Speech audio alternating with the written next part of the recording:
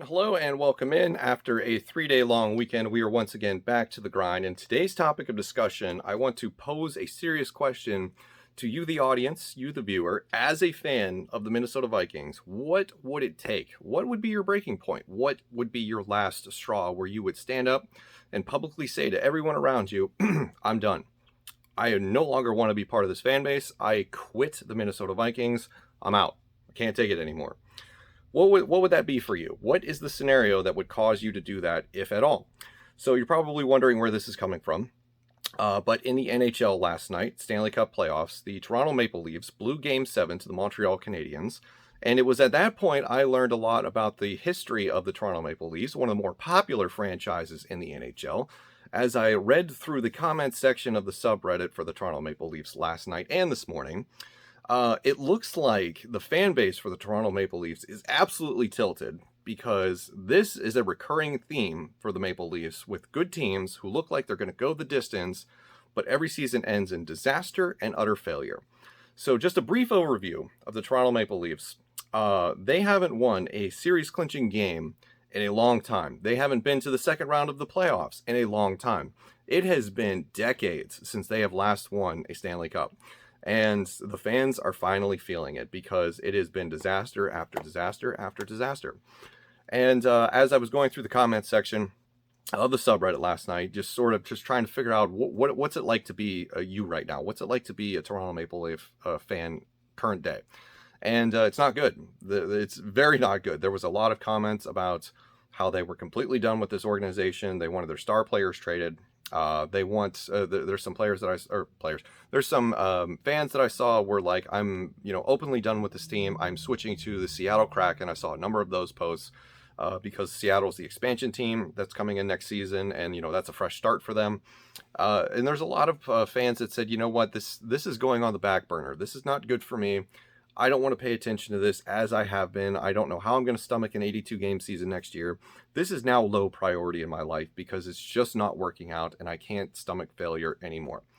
And that got me thinking because there are some eerie similarities when it comes to playoff success between the Minnesota Vikings and the Toronto Maple Leafs. Now, it's not an apples to apples comparison by any means because it's two completely different leagues. And, the Leafs are one of the more popular franchises in the entirety of their sport. The Vikings are not, so let's not get those things confused. But when it comes to playoff success and winning championships, Minnesota Vikings have had a long history of disappointment. And you could easily say, well, that's just Minnesota sports. But what does it come down to as a fan who's been a fan of a team for years and years and years? Think about how long you've been a fan of the team.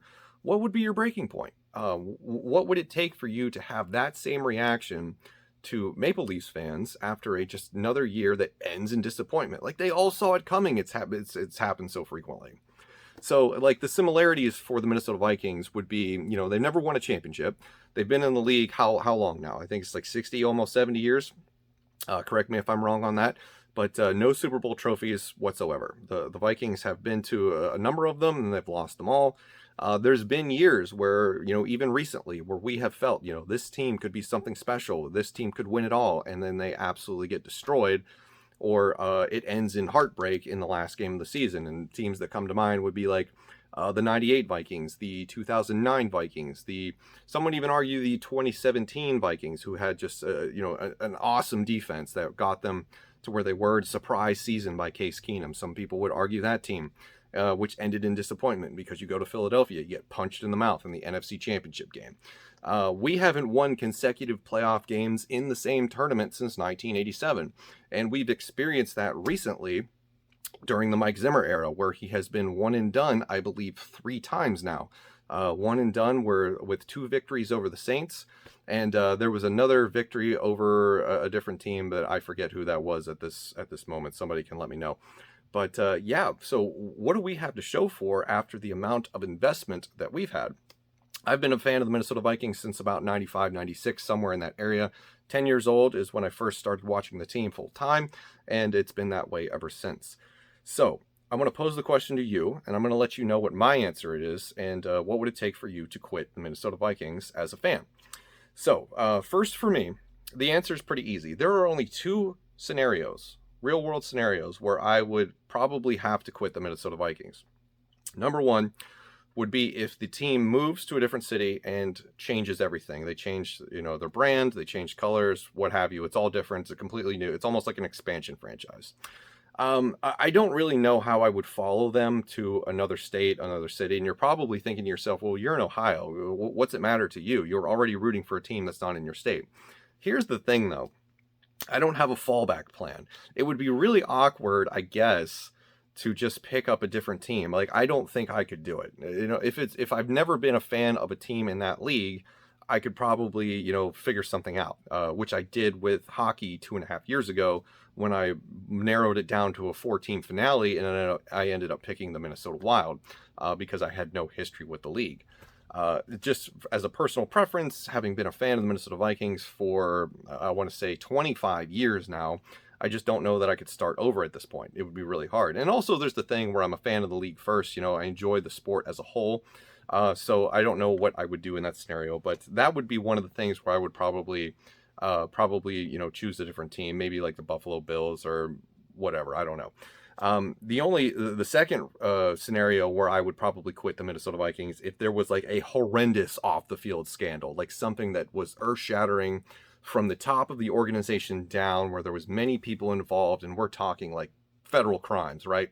So that's obviously a very extreme example, but I think in that scenario, which is entirely possible because you never know, I would definitely be like, okay, whoa, don't want to be a part of this because this is bad. So those are the two instances where I would say, you know what, I'm done. But there's nothing, in my opinion, at least for me, on the field where they could, like, if it's a bad draft or consecutive bad drafts, or a 3-13 season, a 4-12 season, or a 5-11 season back to back to back to back, 10 years out of the playoffs, even if it was like Factory of Sadness, 20 years of depression, Cleveland Brown style, I don't think I would quit. I really don't, because it's your team. You got to be there through the bad, and you got to be there through the very bad. And that is the only way to enjoy success, because without a failure, you cannot appreciate victory. That is a quote from a movie that I stole. If anybody knows that, leave it in the comments below. You will get 100 cool points.